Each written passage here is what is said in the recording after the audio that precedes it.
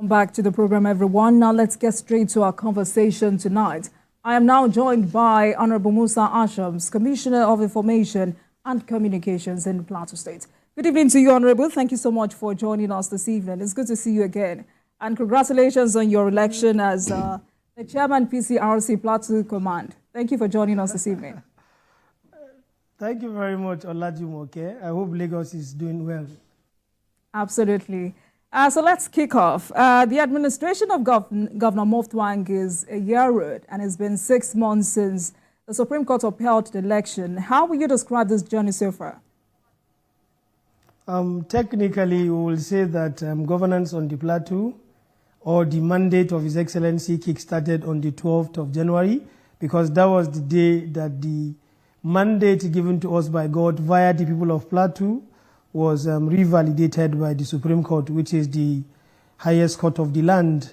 But being that it is May, the governor has done tremendously well with the mandate that people have given. In the last 1 year, and still counting, we've had a lot of achievements. You recall that when the governor stepped in, there was some level of pogrom on the plateau, and people were sacked from their communities. People lost their farm produce, their livelihoods, and a lot of things. And in his magnanimity, the governor thought it wise to cultivate 900 hectares of land. And going forward, we thought that, okay, 900, our people have benefited, they've harvested, and we've seen the quantum of the harvest. As we speak, Jumoke, the government, through the Ministry of Agriculture, through the Agricultural Services Training Program, ASTC, and the Plateau Agricultural Development Project, PADP, have cultivated 6,000 hectares of land for our people, so they can go back to farming, so they can go back to their lands. It will interest you to know that we didn't just do that without consulting the people, without putting the people in the beginning, in the middle, and the end of the program. So our people are happy. You need to see videos where our people are singing praises and singing all sorts of praises for the governor. You know, Plateau State has gotten it right this time around, because it's like we've been on the reverse gear. We've shown people that in 1 year you can achieve a lot. Because like child's play, we have started counting our second year. And you know, democracy in Nigeria, especially in the executive, you cannot exceed 2 tenures. So with 2 tenures, a lot of things can be achieved, which is what Governor Caleb Manasseh Mutfwang has displayed. And again, it will interest you to know that we didn't just wait until the rain started falling before we give our people fertilizer. We had given our people about 240 trucks of fertilizer around December. And again, we've exposed our people to new techniques. It will interest you to know that we're now planting coconut and palm oil on the plateau, so that our people will now be exposed to new farming ideas and templates it is obtained globally. So the Plateau Agricultural Development Project and the program and the ASTC, which are supervised by the Ministry of Agriculture, have done well. And we are hoping that very soon, when the rain stops, the people in the south and other parts of Nigeria will begin to enjoy our vegetables, our fruits, and of course our food. Right. Because, you know, 40% of the Irish potato plant consumed in Nigeria is produced on the plateau. Babajide is on the plateau. Babajide Otitoju, you can ask him. Some weeks ago, a bag of potato was 170,000.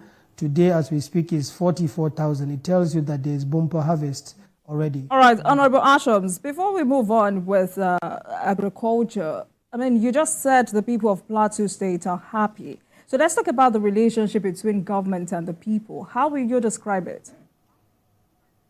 We've brought back that missing link. We have breached all the doubts, the unpopularity of government has been broken. And you see that there is an interface. We have interfaced with our traditional rulers. We have interfaced with our religious leaders. We have interfaced with our youths. So we tell them what we've done so far. You know, if you come to Plateau, you realize that that those cleavages that we had in the past have been broken somehow to a large extent. There is room for more to be done, yes, I agree. But as a government, the level of trust, the trustability level of this governor and government is very, very high. If you want to rate it, it's going to give you 8 over 10. And for every grading in the university or elsewhere, 8 over 10 is an A. So for us as a government, we've done well. We've built bridges. We will continue to build such bridges. We interface with our people so they know that we need to carry them in all the programs that we have for them. Because if you don't carry the people in the programs that you think are good for them, you might lose it at some point. Yes, some elements amongst us wanted to breach that trust, but to the glory of God, the day they rose to do all of those things, they were suppressed. Insurrection or whatever you want to call it was suppressed. So the relationship is cordial.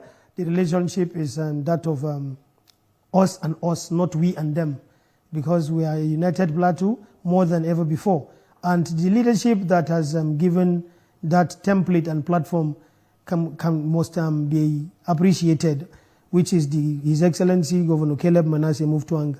Our people on the plateau trust him. Our people on the plateau believe him. Our people on the plateau see him as one man that is going to take Plateau State to the promised land. And all the support that we need, we are getting. All right, so let's run through the strategic sectors by starting with insecurity. I'd like to know what approaches this administration has adopted towards tackling insecurity in Plateau State. First of all, you need to build trust, you need to build relationship, and you need to work hand in hand with those that are responsible for securing your community.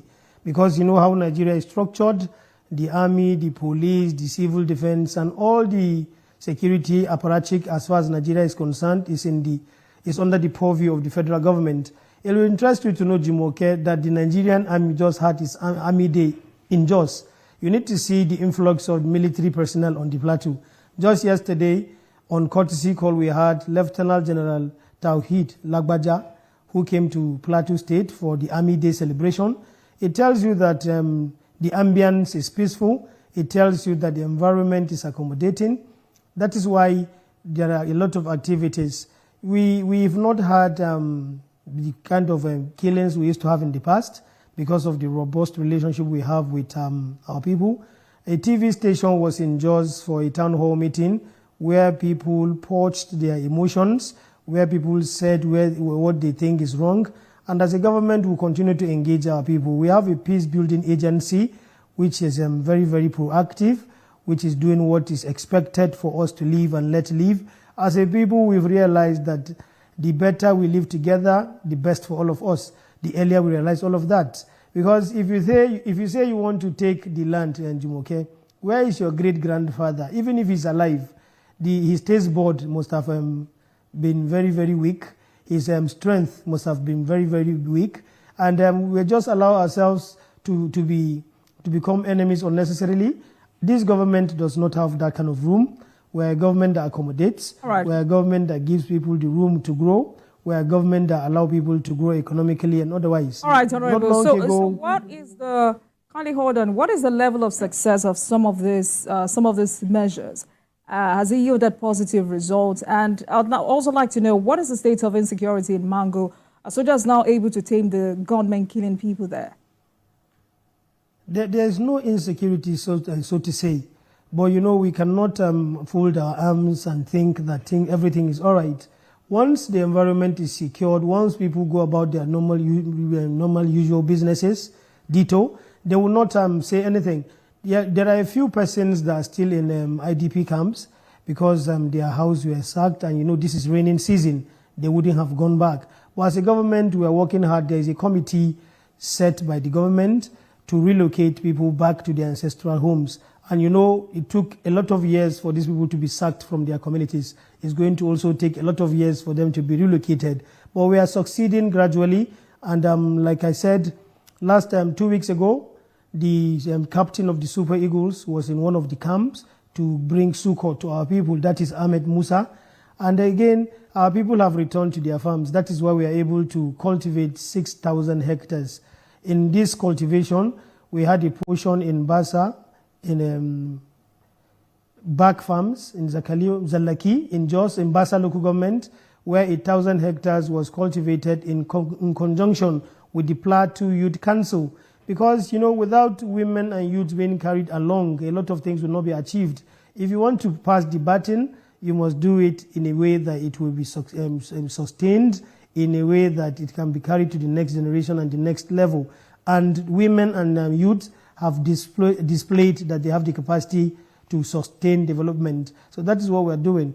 And it will interest you to know that the government took about 340 youths to SCC farms, which is on Kefi Abuja Expressway, for them to be exposed to new technology, new ways of agriculture and all of that. So as a government, everyone is going to be carried along. In these 340, we took people equally from each local government. We have 17 local government on the plateau. We took 20 persons each. So if you multiply, you're going to get 340. And that is just the first batch. And we hope that at the end of the training and everything, they are going to be exposed to getting facilities from the Bank of Agriculture. All of that has been put in place. That has been set in motion. And as a government, we would like to empower our people. And we realize that we have an advantage in the agricultural sector, and we're taking it. So when you say everyone will be carried along, does this also involve opposition party members? Because I remember sometime last year, Honorable Dagdi was on this program on different occasions saying the governor is not ready to work with opposition members and that he's not getting the right advice to tackle plateau killings. I can only imagine that that relationship has improved now, hasn't it? And when that young man speaks, I think you should take it with a pinch of salt.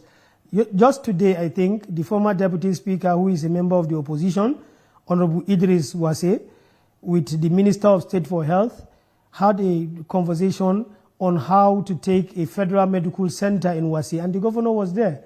So if it is in the interest of Plateau State, of course, we will collaborate with our people. We cannot isolate anyone. We cannot do that. We do not do that. This governor, if you know him very well, is one of the most brilliant Nigerians we have ever had. He wouldn't be pedestrian in his thinking. He wouldn't be trivial in his approach to governance. He came with a clear-cut agenda that is in the interest of Plateau State. So when you hear such partisan position, it is just for selfish aggrandizement. It is not in the interest of Plateau. We are not talking about party now. We've won our elections from the polling unit. We won at the tribunal, even though the Court of Appeal said a different thing. But the Supreme Court revalidated all of that. So we are not leading with anger. We're not leading with bile. We're not leading with bitterness. We are leading Plateau State with a clear and pure heart. We are leading Plateau State to glory. So the issue of opposition is not an issue for us. We are a pro-Plateau people. Our political party now is the Plateau People's Party, PPP. The last time we had a conversation, we talked about Operation Rainbow. And I remember asking you, yes, I wanted to know what the governor was doing to rejuvenate that security network. What changes have occurred since then? The Operation Rainbow has been in existence before Omoteku, Ebubeagu, and other state outfits. The Operation Rainbow is like an intelligence gathering and sharing platform. It does not confront. What do you call it? Assailants and bandits. But it will interest you to know that that is what they think about Operation Rainbow. Operation Rainbow is a collage of all the security agencies on the plateau. They are being coordinated by General Shifi.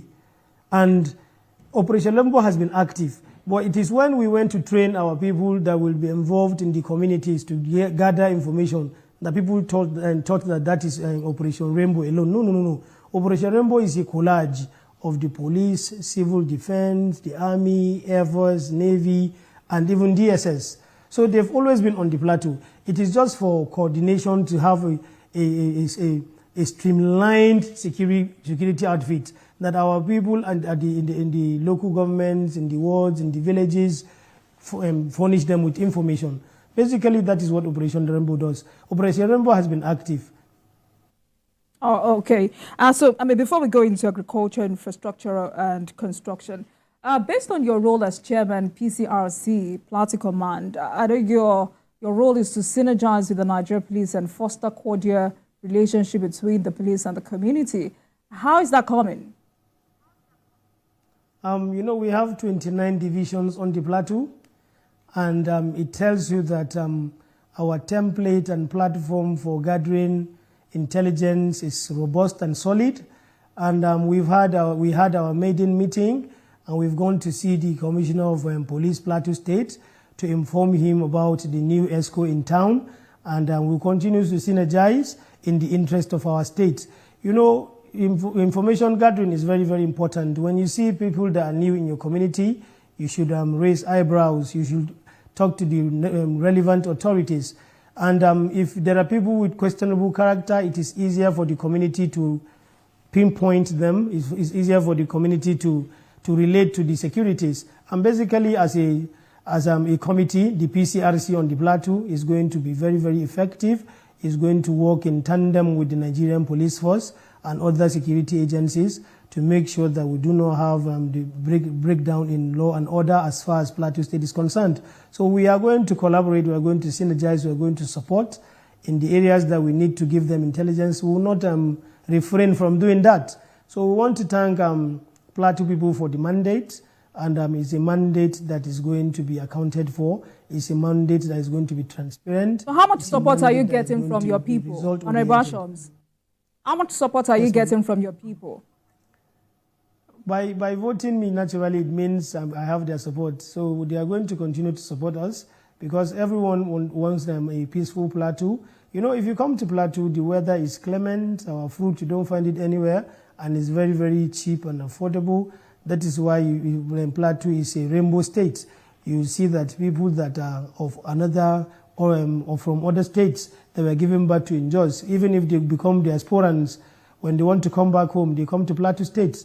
I'll recall that one Professor Oche, who is a renowned medical doctor as far as Plateau State is concerned, lost his son, may his soul rest in perfect peace, in the UK. He brought him back to Jos for burial.